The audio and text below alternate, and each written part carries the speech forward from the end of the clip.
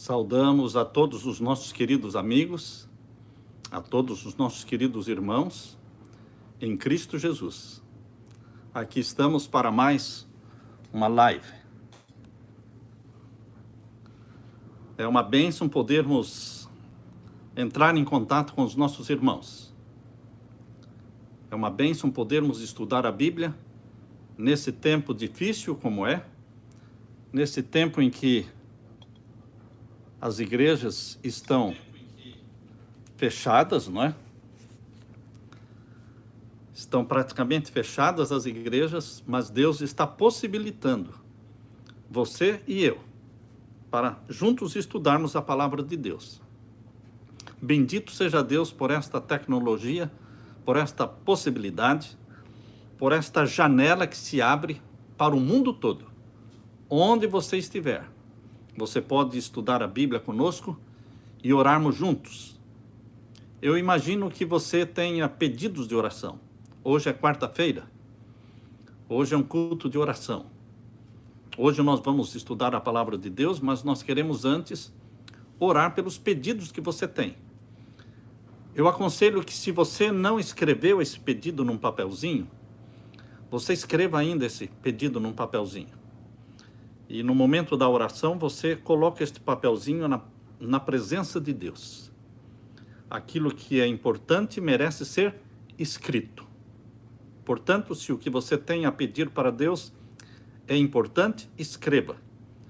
E nós vamos estar orando todas as semanas, queremos estar aqui todas as quartas-feiras com vocês e ouvirmos também dos testemunhos, da forma como Deus respondeu a sua oração, os seus pedidos.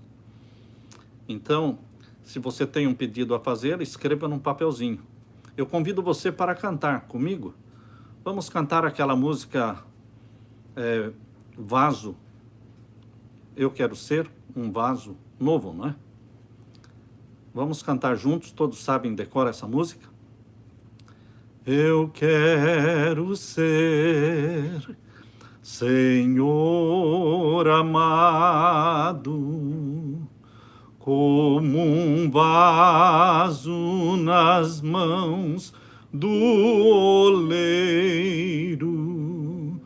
Quebra minha vida e faz-a de novo. Eu quero ser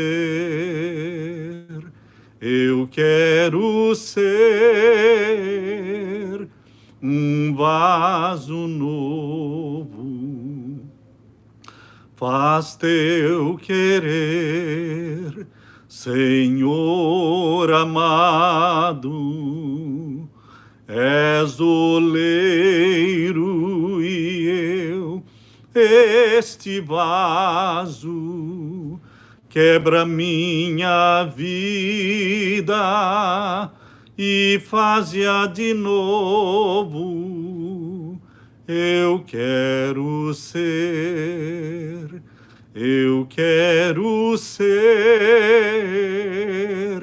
um vaso novo.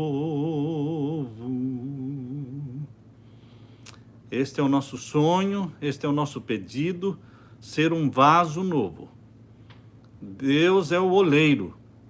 Ele pode quebrar este vaso cheio de defeitos. Ele pode quebrar este vaso que trouxe tanta desonra para o nome dele. Porque muitas vezes erramos, muitas vezes falhamos, você e eu. Então, muitas vezes fomos vasos de desonra ao nome de Deus. Mas esta música que cantamos é uma oração. Está pedindo, Senhor, quebra este vaso. Quebra e faz-me de novo. Faz-me um vaso novo. E encha este vaso com o Espírito Santo. Por isso, queridos, neste momento eu quero orar por você. Quero orar pelo estudo da palavra de Deus. E eu convido você, aonde você estiver, que você feche os seus olhos e vamos orar a Deus. Pai Santo que estás nos céus, humildemente na tua presença, estamos aqui buscando a tua face, buscando a tua graça, buscando o poder do Espírito Santo prometido por Jesus Cristo. Ele disse: não muito depois destes dias, vós sereis batizados com o Espírito Santo e com fogo. Nós queremos ser batizados com o Espírito Santo e com fogo. Nós queremos ser gerados pelo Espírito Santo para sermos novas criaturas, filhos e filhas de Deus. Neste momento, Pai, ao redor destas cidades, ao redor do mundo, onde milhares de filhos teus estão reunidos em torno da tua palavra, em torno de Jesus, que apareça Jesus, não eu, mas Cristo viva em mim. Não eu, mas Cristo seja honrado. Não a minha ideia, não a minha palavra, mas a tua palavra, Senhor, seja exaltada. Pai eterno, coloco nas tuas mãos todos os teus filhos. Eles têm pedidos de oração. Eles têm intercessões. Eles têm problemas a serem resolvidos. Eles têm dificuldades financeiras. Eles têm dificuldades familiares. Eles têm filhos para serem convertidos, filhos para serem libertados de drogas, maridos e cônjuges para serem convertidos, Pai. Por isso, neste momento, eu quero colocar nas tuas mãos todos estes pedidos que foram feitos, escritos ou não, Pai, mas que estão sendo apresentados neste momento diante do Senhor. É um culto de oração? Sim. É momento de pedir? Sim. É momento de agradecer e louvar? Sim. Nós estamos aqui como filhos teus, suplicando ao nosso Pai, olhando para a mão do nosso Pai, que vai se abrir, esta mão grandiosa, poderosa, que vai se abrir e derramar sobre nós as bênçãos que nós precisamos, Pai. Aqueles que precisam de bênçãos físicas, de saúde, de cura, concede estas bênçãos, Pai, pelos méritos de Jesus. Que Jesus seja o médico dos teus filhos que estão enfermos. Aqueles que estão pedindo ajuda financeira, Pai, emprego, que o Senhor abra as tuas mãos e derrame sobre eles as bênçãos financeiras que eles necessitam, mas que eles coloquem Jesus em primeiro lugar. Que eles lembrem-se que Deus é o dono dos seus negócios. E lembrem-se de serem fiéis a Deus. Pai eterno, aqueles que estão orando pelo esposo, pelos filhos, peço que o Senhor ouça estas orações, para que sejam alcançados pelo Espírito Santo. Que o Senhor abra canais entre o Senhor e estas pessoas pelas quais estamos orando. Canais sejam abertos entre o céu e as pessoas que estão na nossa lista de oração. E que estas pessoas sejam impactadas pelo Espírito Santo para a conversão delas, para a libertação delas. Pai querido, neste momento pedimos que o Espírito Santo seja derramado sobre mim e os meus irmãos. Ao abrirmos a tua palavra, para estudarmos sobre a ciência da serpente, que o Senhor abra a nossa mente para entendermos este tema. Em nome de Jesus. Amém, Senhor. Amém. Queridos, a ciência da serpente. Este pode ser um título estranho, pode ser um título que assuste, mas nós não estamos aqui hoje para falar de coronavírus. Nós estamos aqui para falar das estratégias que Satanás tem usado para enganar o povo de Deus. Por isso nós temos que estar bem atentos. É importante ter esse culto na quarta-feira, porque nós não podemos permanecer firmes e fiéis a Deus com culto somente nos sábados. Se você é um sabatista, se você é aquele que louva a Deus e adora a Deus só no sábado, isso tem que mudar. Você precisa adorar a Deus todos os dias. E na quarta-feira é um culto de oração. Por isso estamos aqui. Eu quero convidá-lo para que abra a sua Bíblia em Gênesis capítulo 3. Gênesis capítulo 3 é um cenário revelador. O que é que Gênesis capítulo 3 está revelando para você e para mim? A estratégia de Satanás para enganar as pessoas. Vamos então abrir a Bíblia em Gênesis capítulo 3, vamos ler aqui o verso 1. Ora, a serpente era mais astuta astuta que todas as alimárias do campo que o Senhor Deus tinha feito. E esta disse à mulher: é assim que Deus disse: não comereis de toda a árvore do jardim? Queridos, a serpente foi usada por Satanás para ser uma médium. Esta foi a primeira sessão de mediunidade. No Espiritismo existe a mediunidade quando Satanás, quando os demônios, eles usam uma pessoa e falam através da voz e da boca daquela pessoa. Aquela pessoa está sendo médium. Satanás está se comunicando através dela. No Jardim do Éden, houve esta sessão de mediunidade. Satanás usou a serpente. E por que usou a serpente? Porque ela era a mais esperta dos animais, a mais astuta, a mais linda também dos animais. Quando você pega este livro aqui, escrito por Ellen White, Patriarcas e Profetas, e você vai ali na página 45 e 46, aqui nas páginas 45 e 46, fala sobre como era a serpente no Jardim do Éden. Hoje nós vemos a serpente se rastejando, não é? No chão. Mas ela não rastejava, ela voava. Aqui diz, na página 45, no capítulo 4, de Patriarcas e Profetas, bem embaixo na página diz assim: a serpente era então uma das mais prudentes e belas criaturas da terra. Tinha asas, e enquanto voava pelos seus ares, apresentava uma aparência de brilho deslumbrante, tendo a cor e o fulgor de ouro polido. Imagine um pouco um animal como este, colorido, e que enquanto voa pelos ares, toma a aparência de um brilho deslumbrante, tendo a cor e o fulgor de ouro polido.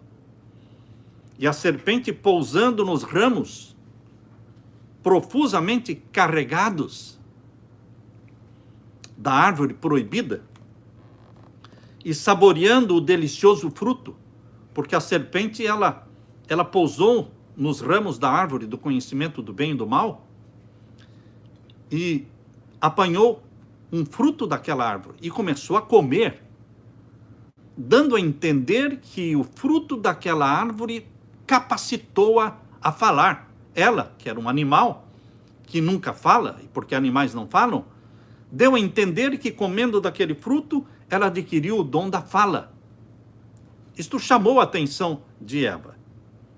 E aqui diz, no Patriarcas e Profetas, pousando nos ramos profusamente carregados da árvore proibida e saboreando o delicioso fruto, era seu objetivo chamar a atenção e deleitar os olhos de quem a visse.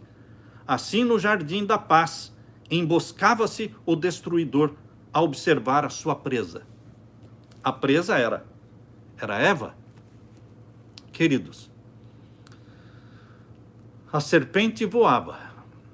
Quando você lê a palavra dragão na Bíblia, e você vai encontrar esta palavra lá em Êxodo, aliás, lá em Apocalipse capítulo 12, em Apocalipse capítulo 12, verso 3, fala sobre o dragão com 7 cabeças e 10 chifres. E no capítulo 12 de Apocalipse, verso 9, diz que este dragão é a antiga serpente chamada o diabo e Satanás.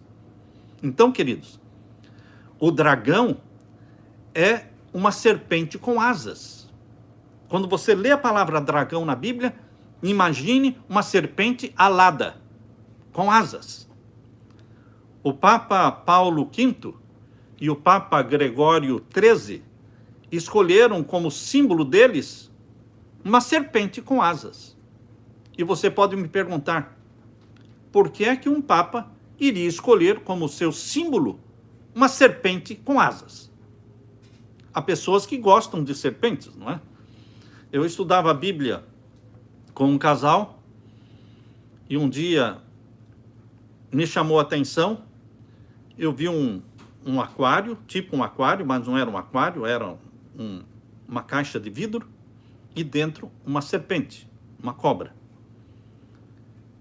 Eu perguntei para a mulher da casa, por que esta cobra? Ela disse, esse é o meu bichinho de estimação. Eu dou de comer para ela, eu coloco ali pintinhos, eu coloco ali ratinhos e ela come. E eu disse, mas por que você teria dentro da sua casa uma serpente como um bichinho de estimação, quando a serpente na Bíblia simboliza Satanás?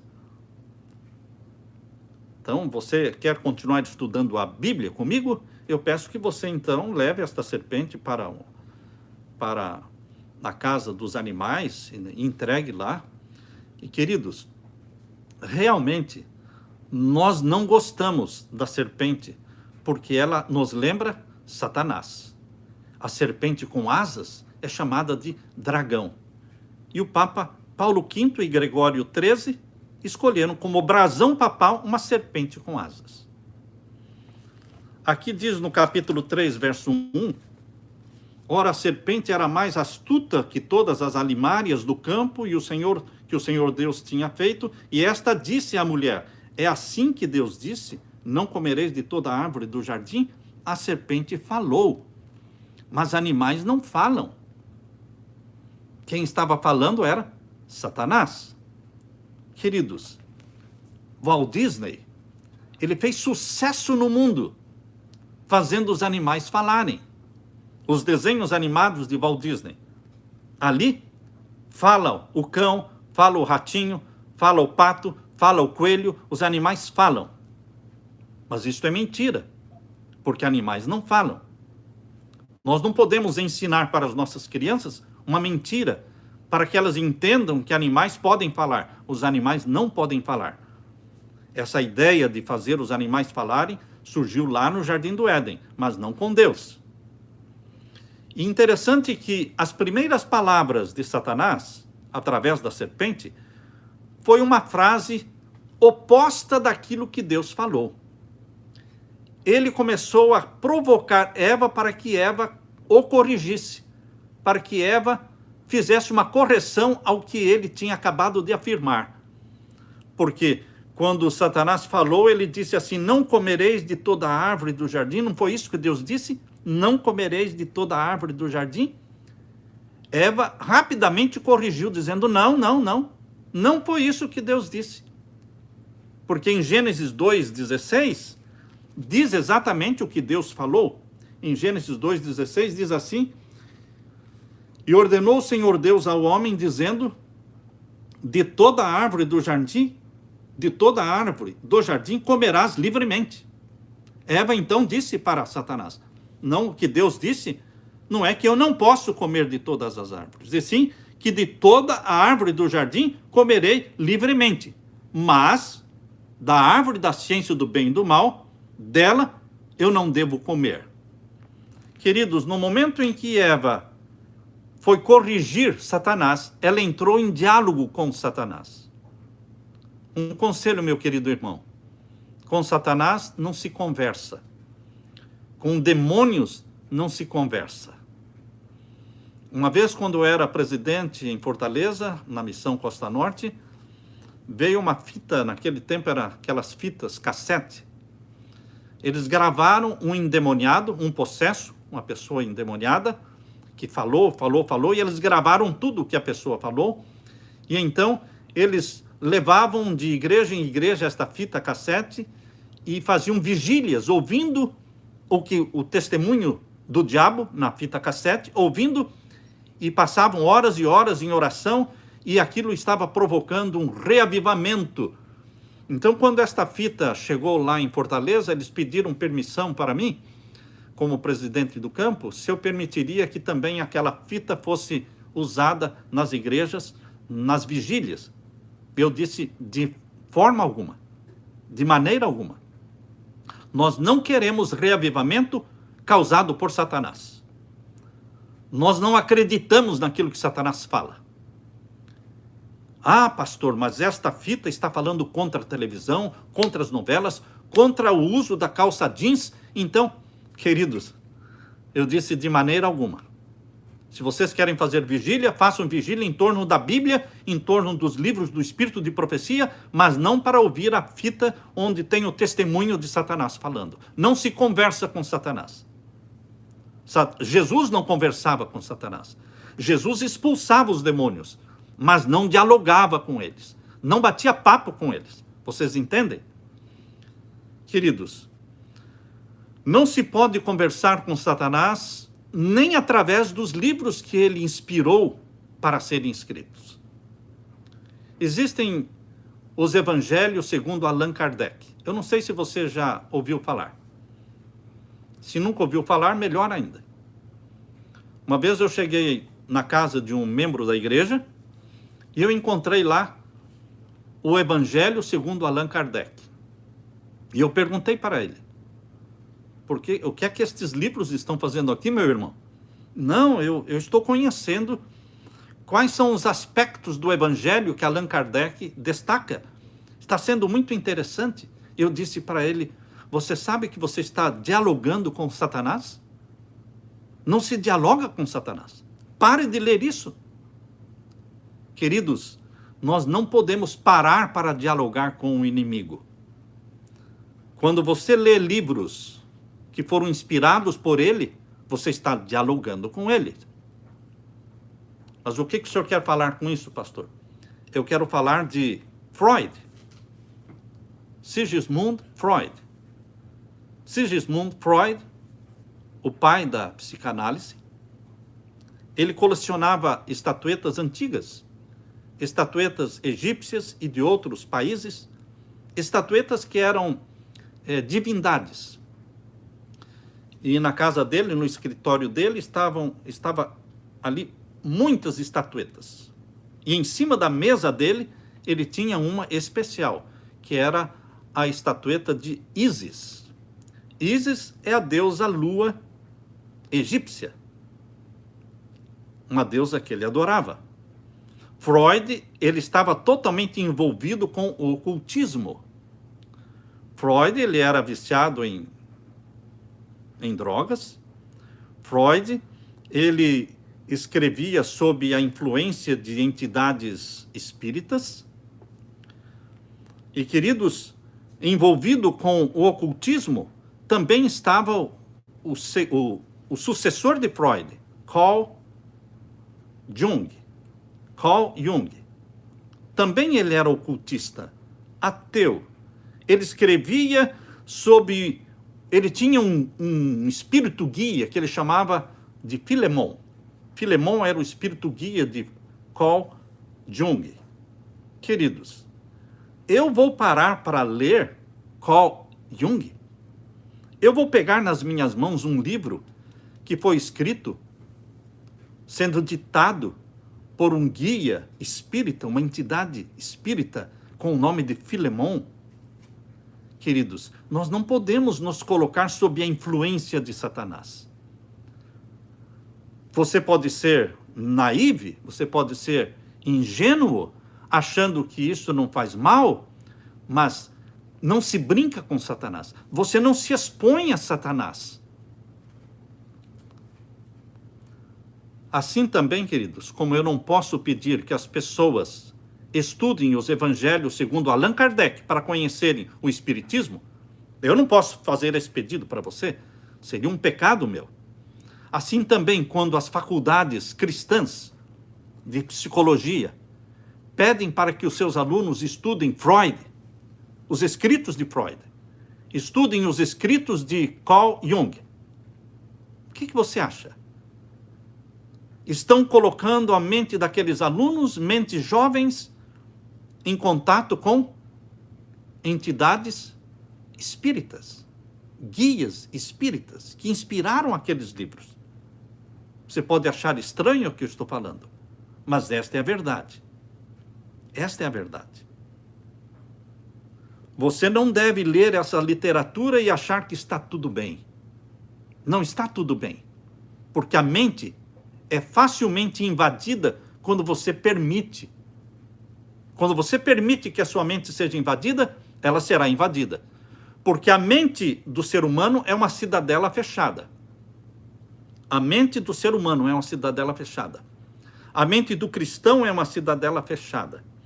A mente do ateu é uma cidadela fechada. Não importa se for cristão ou não cristão, a cidadela da mente é fechada. Agora, ela pode ser penetrada, ela pode ser violada, mas tem que ter a tua concessão. Você tem que permitir. Sem a tua permissão, Satanás não pode penetrar na tua mente, não pode possuir a tua mente. E como é que Satanás consegue penetrar na mente das pessoas? De uma maneira sutil, de uma maneira enganosa, através de evangelhos segundo Allan Kardec, através dos escritos de Freud, através dos escritos de Carl Jung, queridos, através também de hipnose, conversando com um médico, conversando com um dentista adventista. Eu estranhei quando ele disse, quando conversando sobre o ocultismo, e ele disse, pastor, mas a hipnose é uma coisa muito simples. Nós, como dentista, é comum a gente perguntar se a pessoa quer receber uma injeção, uma anestesia, para trabalhar no dente, ou se ela precisa, ou se ela prefere a hipnose. A pessoa escolhe. Mas, queridos, hipnose é você submeter a tua mente à mente de uma outra pessoa. A mente desta outra pessoa está sendo usada por Satanás. Esta outra pessoa que vai hipnotizar você é um médium espírita, e vai ser usado por Satanás para hipnotizar você. A sua mente estará sendo invadida, violada. E uma vez que a mente é violada, ela fica violada. Porque ele precisa do seu consentimento só a primeira vez. Na segunda, na terceira e quarta vezes, ele não precisa mais. Nas outras vezes, ele não precisa mais do seu consentimento. É só a primeira vez. Eu pedi licença para uma amiga nossa para contar a experiência dela. Não vou mencionar o nome nem a cidade. E ela disse, pastor, pode usar a minha experiência. Uma mulher fiel, que eu digo, muito fiel, que vive uma vida de santidade ao Senhor. Tem um ministério lindo, vegetariana, uma pessoa amável e fiel a Deus. Ela recebeu de presente um convite para assistir um seminário que ia existir, que iam fazer, um seminário de autoajuda, um seminário na área da psicologia, e custava R$ 1.800, e alguém deu de presente para ela. E ela foi assistir. Horas e horas, seminários longos, de muitas horas, com mais de 600 pessoas presentes. Ela e o esposo foram. E, queridos, lá numa altura do seminário, o professor sugeriu fazer uma regressão com todo o auditório. Uma regressão. E ela disse, eu recebi de presente aquele seminário, e eu queria aproveitar o máximo daquele seminário, então eu não queria perder nada. Então eu aceitei fazer a regressão. O esposo, o marido dela, não aceitou. Se levantou da cadeira e foi lá para trás do salão, ficou em pé lá, só assistindo. Ele não aceitou fazer a regressão. E ela fez. Aliás, quase que todo o auditório fez. Tudo bem. Terminou o seminário, voltou para casa. Depois disso, ela começou a sentir algo que ela nunca tinha sentido na sua vida. E foi por isso que ela pediu uma visita, e nós fizemos uma visita a ela. E oramos juntos. Ela disse, pastor, está acontecendo uma coisa estranha comigo. De pensamentos suicidas. Eu nunca tive isso. Mas pensamentos muito fortes. Uma força muito poderosa para me forçar a me suicidar. Ela dizia, eu estava subindo as escadarias do shopping e uma força querendo me jogar lá de cima, me forçando a pular lá de cima. Eu tive que me agachar na escada rolante e fiquei sentada, porque se eu não ficasse sentada, eu teria pulado. Depois, quando eu fui subir a outra escada, a mesma coisa. Quando fui visitar uma amiga numa outra cidade, na casa desta amiga, no apartamento desta amiga, ela me colocou para dormir num quarto cinza, escuro. E aquela noite eu não dormi a noite toda, sendo perturbada pelo inimigo.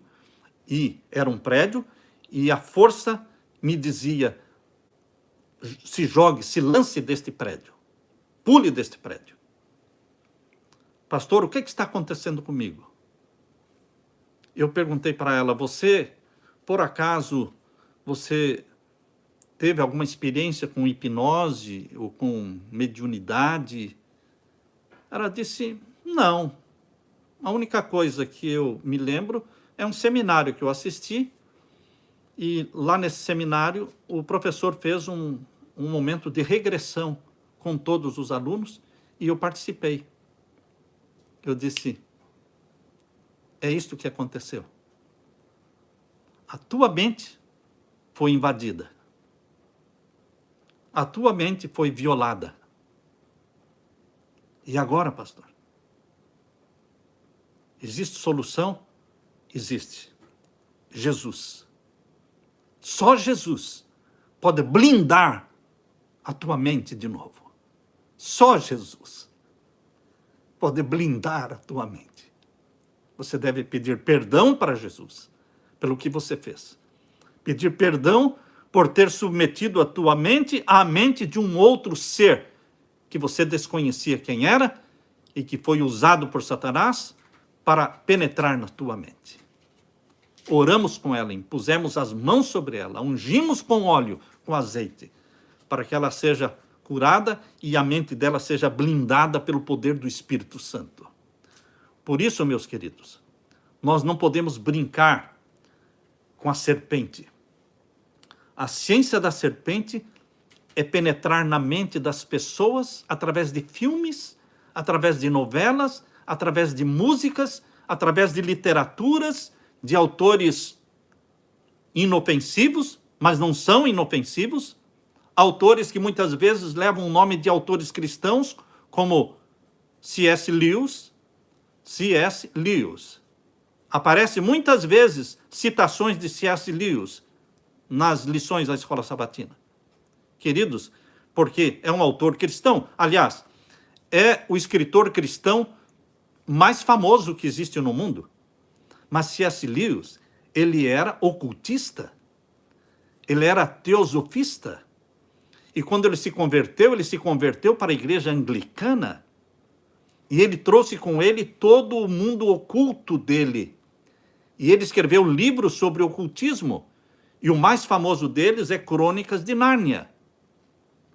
Uma vez, eu fui dar carona para um jovem da igreja, e quando ele entrou no meu carro, se assentou do meu lado, ali no banco ao meu lado, e eu vi que ele tinha um livro bem grosso na mão. Eu disse, que livro é esse? Eu falei, esse é o Crônicas de Nárnia. Minha mãe comprou para mim no ABC. O ABC é a livraria adventista nos Estados Unidos, ABC. Ela comprou esse livro para mim lá e eu estou lendo. Eu disse, não leia este livro. Porque existe o Harry Potter, para os não cristãos, existe o Harry Potter, que é uma bruxaria. Mas para os cristãos, Satanás criou uma bruxaria cristã. Crônicas de Nárnia é uma bruxaria cristã, escrito por um bruxo cristão. E, queridos, nós não podemos submeter a nossa mente a ninguém e a nada. Nós deveremos pedir ao Espírito Santo que continue blindando a nossa mente. Unicamente o Espírito Santo tem acesso à nossa mente porque nós pedimos. Em minha oração eu peço, vem Santo Espírito, se aposse da minha mente. Eu peço isso. Vem Santo Espírito, em nome de Jesus. Tome posse da minha mente. penetre no meu pensamento, implante em mim a mente de Jesus, os traços de caráter de Jesus, o temperamento de Jesus, tudo que é de Jesus eu quero. Como você abre a sua mente para o Espírito Santo vem, o Espírito Santo possui a sua mente, o Espírito Santo habita em você, porque a Bíblia diz, Jesus falou, o Espírito Santo habitará em você. Por isso nós somos templos do Espírito Santo, diz o apóstolo Paulo, na sua primeira carta aos Coríntios, capítulo 6, verso 20. Nós somos templos do Espírito Santo. O Espírito Santo habita na nossa mente. Por isso, queridos, nós só podemos submeter nossa mente a Jesus, para que nos inspire e nos guie através do Espírito Santo. Mas a nenhum outro psicólogo, a nenhum outro psiquiatra, a nenhum hipnotizador. Muitos fazem brincadeiras de hipnose nos cruzeiros.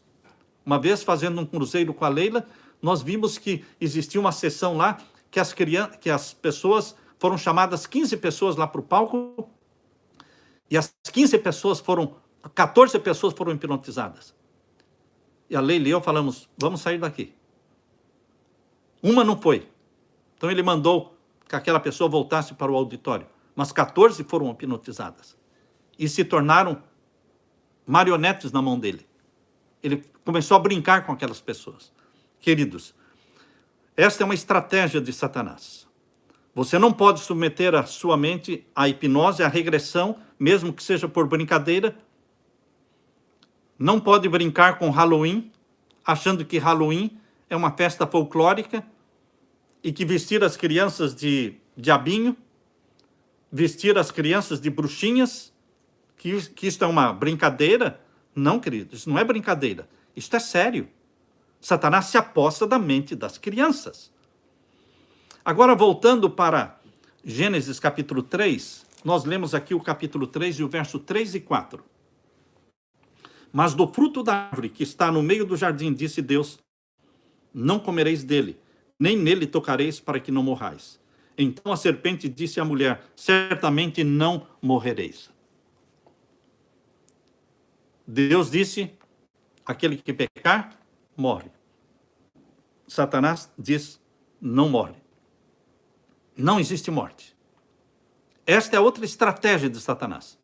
Convencer as pessoas de que não existe morte.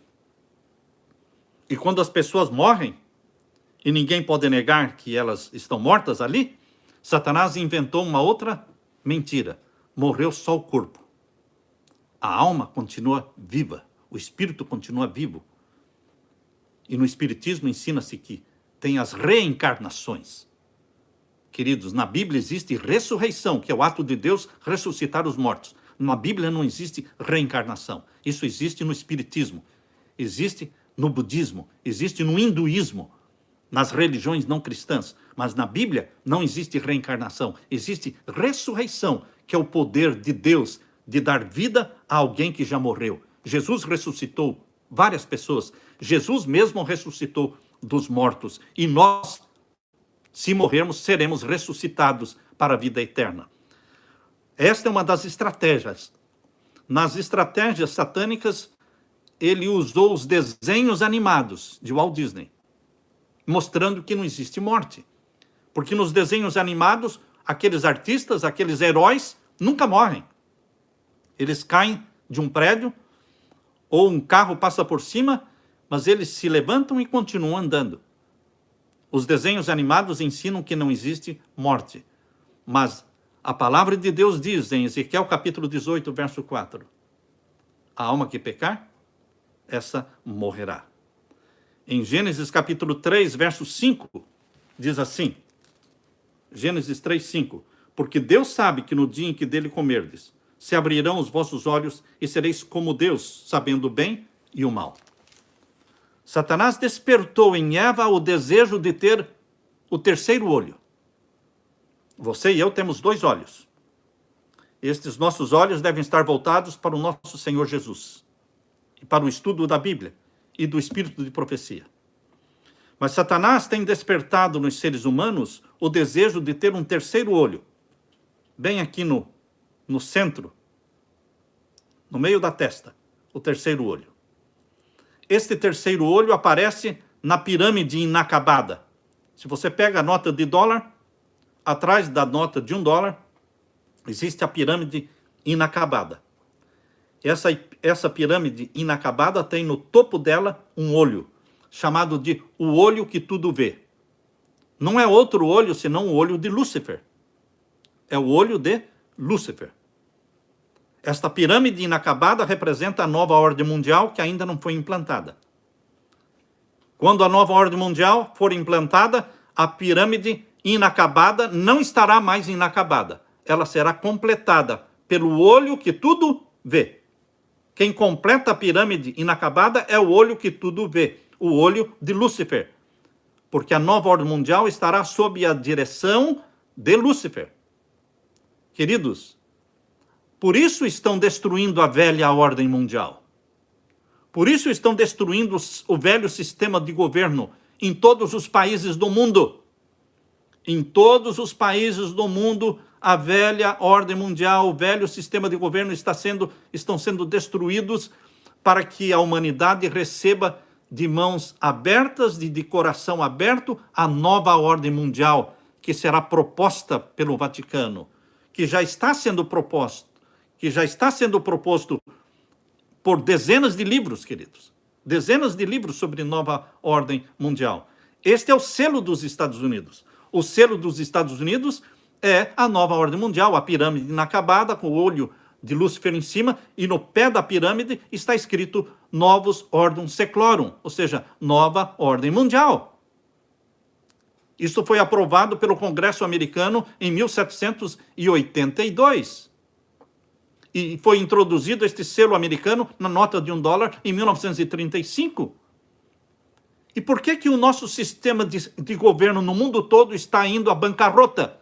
Por que está falindo o nosso velho sistema de governo? Intencionalmente, queridos.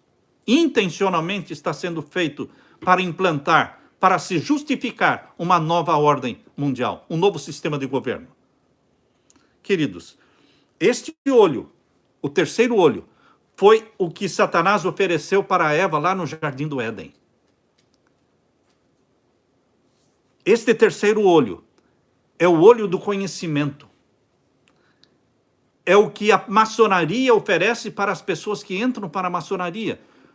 Porque quando a pessoa entra para a maçonaria, no primeiro grau, ou seja, na iniciação, ela é tirada toda a roupa, fica sem roupa, vendam os olhos da pessoa, e ela é conduzida numa sala escura, que ela deve bater na porta, e uma voz lá de dentro pergunta: quem é você? E o que você quer? E então, aquele que está sendo iniciado na maçonaria, ele deve responder: meu nome é fulano de tal, eu venho das trevas em busca da luz. Veja, aquele que está sendo iniciado na maçonaria, ele tem que falar: eu venho das trevas em busca da luz. Esse é o terceiro olho oferecido pela maçonaria, ou seja, o olho do conhecimento. Ou seja, a maçonaria chama o cristianismo de trevas e o evangelho da maçonaria de luz, mas é o evangelho de Lúcifer.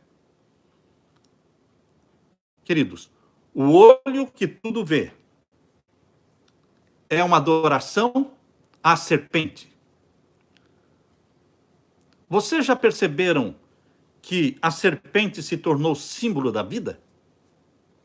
Quando eu olho uma ambulância passar por mim, eu vejo o símbolo de uma serpente enrolada num cajado, num pedaço de pau, num cajado. Quando eu olho para o emblema no avental de um médico, eu vejo ali uma serpente enrolada em uma árvore, num pau. Queridos, você já percebeu que a serpente se tornou símbolo da cura? Símbolo da medicina? Símbolo da vida? Vocês sabiam que o Esculápio, essa serpente enrolada no pau, não é? Num cajado, essa serpente é o deus Esculápio. É o deus da medicina. no templo de Esculápio, era adorado a serpente. De forma sutil e imperceptível, Esculápio ainda está sendo adorado hoje. Sempre que você assistir uma formatura de medicina, você preste atenção no voto que as pessoas que estão se formando em medicina, elas são convidadas a fazerem este voto. Eu tenho aqui um pedaço deste voto.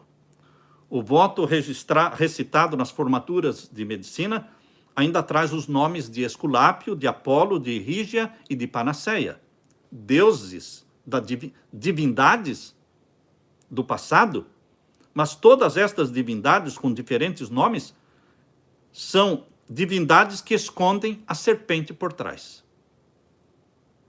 Esculápio, Apolo, Rígia, Panaceia são todos diferentes nomes da serpente. É o próprio Satanás. E no voto que se faz, eles dizem: eu juro por Apolo, eu juro por Esculápio, por Rígia e por Panaceia, e por todos os outros deuses e deusas, fazendo deles minhas testemunhas. Este é o voto. Imaginem só se eles iriam permitir numa universidade que na hora do voto os médicos fizessem um juramento ao Deus Criador dos céus e da terra e a Jesus Cristo. Imagine se eles iriam permitir colocar o nome de Jesus no voto. De maneira alguma. Mas eles colocam o nome de Esculápio, de Apolo.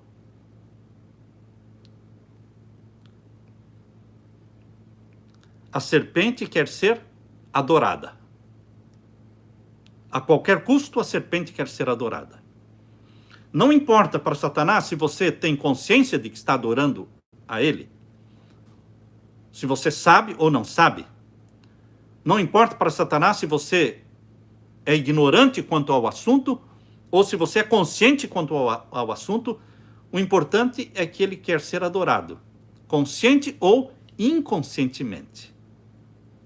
Por isso, queridos, não fiquem cantando músicas em inglês que você não sabe a tradução, não sabe o que significam aquelas palavras. Não cantem. Sabem que uma estratégia de Satanás foi introduzir a ciência da serpente nos Estados Unidos, na América do Sul, em todo o mundo ocidental, que é o nosso mundo ocidental. A ciência da serpente veio do mundo oriental, veio lá da Índia, veio do hinduísmo. Vocês sabem que em 1963, os Beatles chegaram aqui nos Estados Unidos. Os Beatles eram da Inglaterra. Em 1963, foi a primeira viagem deles aos Estados Unidos.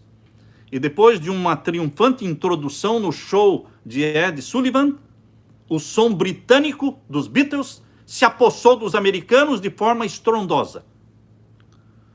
Mas a fonte de inspiração dos Beatles era inquestionavelmente demoníaca. Todos os grupos de rock estão envolvidos com drogas. Drogas e música rock sempre andam juntos. A maioria das músicas foram escritas sob a influência de entidades espíritas. John Lennon declarou: é como eu ser possesso. Palavras dele. É como ser possesso, semelhante a um transe psíquico ou mediunidade. Era assim que ele compunha as músicas dele. O agente de imprensa dos Beatles chamava-se Derek Taylor. Numa entrevista, Taylor disse: eles, os Beatles, são completamente contra Cristo, são anticristos. Ele afirmou: eu também sou anticristo. Mas eu me choco ao perceber que eles, os Beatles, são anticristo, contra Cristo, de uma forma tão forte que eu mesmo me assusto com isso. De perceber quão opositores e inimigos de Cristo eles são. Ele disse: eu mesmo fico chocado. O uso das drogas colocou os Beatles e os seus fãs em contato com o yoga. Yoga é o coração do hinduísmo. Vou repetir. O yoga é o coração do hinduísmo. Você sabe qual é o coração da igreja adventista? O coração do adventismo é a doutrina do santuário, onde Jesus Cristo é o nosso sacerdote e mediador, é o nosso juiz. É a segunda vinda de Jesus. Isto é o coração do adventismo. Mas o coração do hinduísmo, esta religião da Índia, é o yoga. Então, quando você está praticando yoga, você está praticando hinduísmo. Adoração aos mais de 300 milhões de deuses hindus. No hinduísmo, não existem 2, 3 mil ou 10 mil deuses. Existem mais de 300 milhões de deuses no hinduísmo. E cada posição daquela que é feita, aquela posição de exercícios, de alongamentos, de exercícios que existe no yoga, cada posição, são centenas de posições. Cada posição é posição de adoração a um deus hindu. Geralmente o professor de yoga, antes de iniciar a aula, para concentrar os alunos, ele pede para que todos façam este som.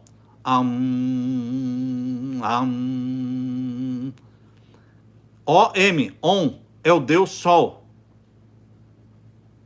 Eles vão esvaziando a mente, concentrando a mente nesse Deus. Chanting, cantando.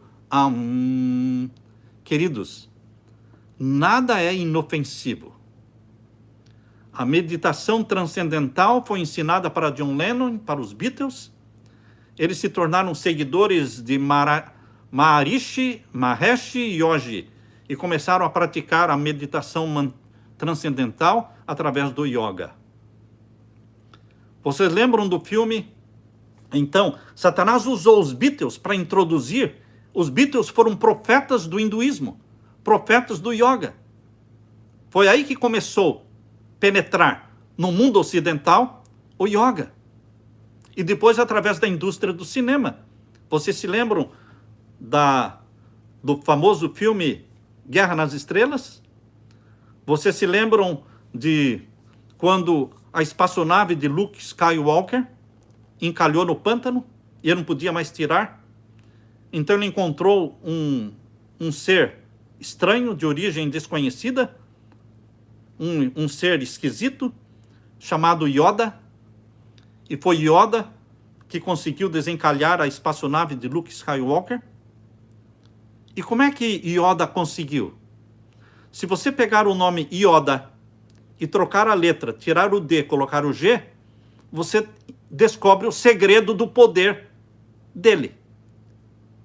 Yoda, tira o D, coloca o G, fica Yoga. Foi através do poder do yoga que ele conseguiu desencalhar a espaçonave de Luke Skywalker. Queridos, toda a nossa juventude, através do cinema, através das músicas, através da literatura, eles estão sendo colocados em contato com a ciência da serpente, o terceiro olho. Seja através das sociedades secretas, seja através de religiões como o budismo, o hinduísmo. Sabem, queridos, que a religião que mais influenciou a mente e o pensamento ocidental não foi budismo, não foi islamismo, foi o hinduísmo, através do yoga. Porque o yoga passou a ser praticado no governo americano, passou a ser praticado nos colégios, nas igrejas católicas, nos conventos católicos, nas igrejas protestantes. Quando eu morava em Richmond, Virgínia, lá existia uma igreja adventista que tinha aulas de yoga durante a semana. Queridos, yoga não é algo inofensivo. Yoga coloca você em contato com o poder da serpente Kundalini. A serpente Kundalini é o poder que está presente no yoga. As pessoas que começam a praticar yoga, elas dizem, mas eu me sinto bem, eu sinto paz, eu sinto algo maravilhoso. Sente mesmo, lógico que sente. Yoga não é uma coisa vazia. Existe poder ali, mas é o poder da serpente Kundalini. A sua mente está sendo colocada em contato junto com a mente universal. E que mente universal é esta? Não é a de Jesus, não. Eles dizem é uma força impessoal. Mas o nosso Deus não é uma força impessoal. O nosso Jesus é uma força pessoal. E, queridos, essa força impessoal que as pessoas se colocam em contato e que recebem na sua mente, não é outra força senão uma força demoníaca. Por isso, queridos, o yoga, a palavra yoga quer dizer união. A palavra yoga quer dizer união. União do que com o que? União da sua mente com a mente universal. E Satanás vai invadir a sua mente e vai dominá-la.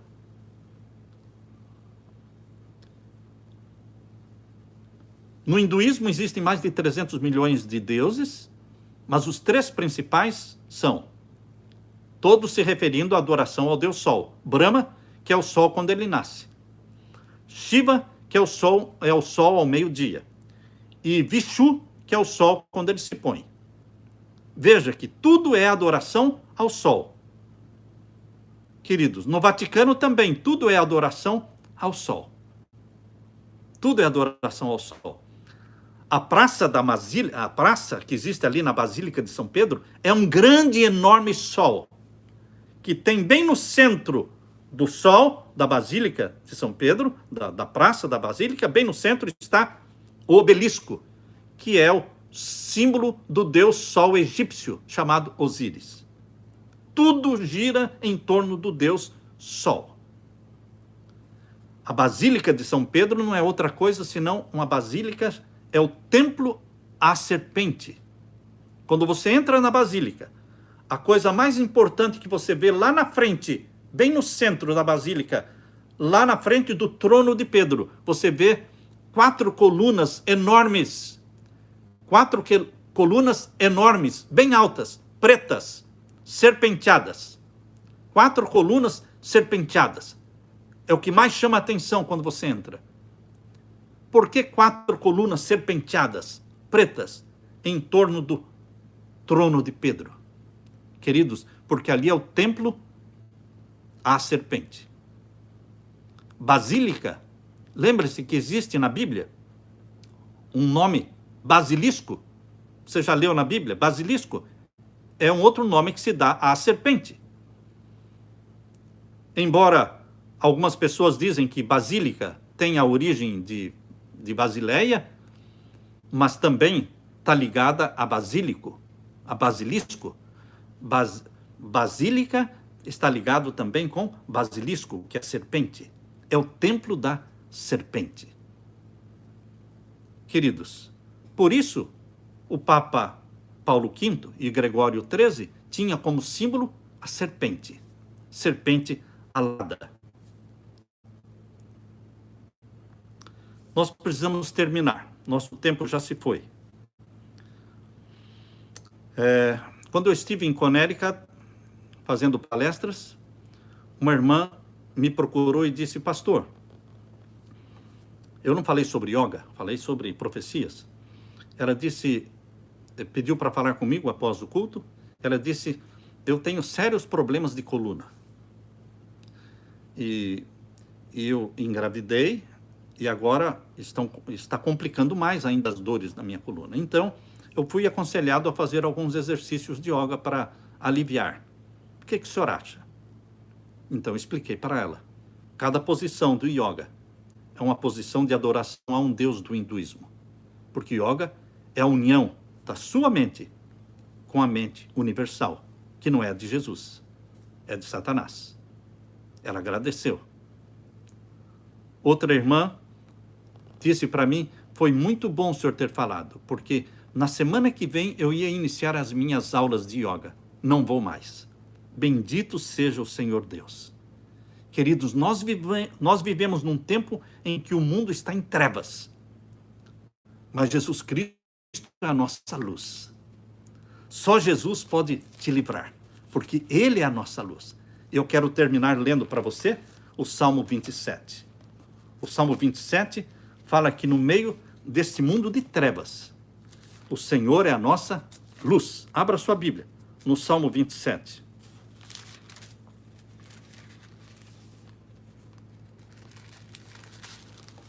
Aqui nós lemos: o Senhor é a minha luz e a minha salvação. A quem temerei?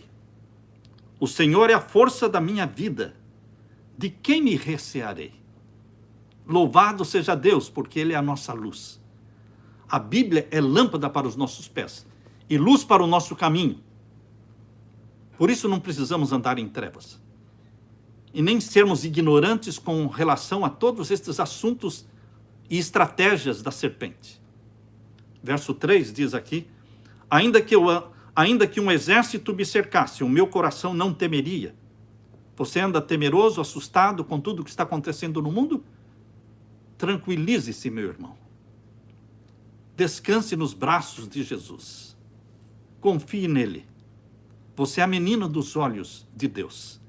Ele cuida de você. Ainda que um exército me cercasse, o meu coração não temeria. Ainda que a guerra se levantasse contra mim, nele eu confiaria. Uma coisa pedi ao Senhor, e a buscarei: que eu possa morar na casa do Senhor todos os dias da minha vida, para contemplar a formosura do Senhor e aprender no seu templo. Peça isso. Peça isso que o salmista pediu. Davi pediu, Davi alcançou. Peça também que você alcançar. Você vai alcançar. Aqui diz que eu possa morar na casa do Senhor todos os dias da minha vida. E o verso 5: porque no dia da adversidade me esconderá no seu pavilhão, no oculto do seu tabernáculo me esconderá, por-me-á sobre uma rocha. Também a minha cabeça será exaltada sobre os meus inimigos que estão ao redor de mim, pelo que oferecerei sacrifício de júbilo no seu tabernáculo. Cantarei, sim, cantarei louvores ao Senhor. Ouve, Senhor, a minha voz quando clamo. Tem também piedade de mim e responde-me. Verso 9: não esconde de mim a tua face, Senhor. Não rejeites ao teu servo com ira. Tu foste a minha ajuda. Não me deixes nem me desampares, ó Deus da minha salvação. Aleluia. Porque quando meu pai e minha mãe me desampararem, o Senhor me acolherá. Jesus não nos rejeita e não nos abandona. Ele é a nossa luz. Ele é a nossa paz. Deixo com você a paz de meu Jesus. Eu quero orar com você neste momento. Pai Santo que estás nos céus, o Senhor é a nossa luz e a nossa salvação. Não temeremos o que está se passando no mundo todo, porque o Senhor cuida de mim e dos meus irmãos, dos teus filhos, como meninas dos teus olhos. O Senhor olha, o Senhor vê, o Senhor protege, o Senhor alimenta, o Senhor provê para as horas de necessidade. Derrama, Pai querido, o Espírito Santo sobre todos os meus irmãos. Neste momento, é em nome de Jesus que eu peço. Amém. Fique com a paz do meu Senhor Jesus.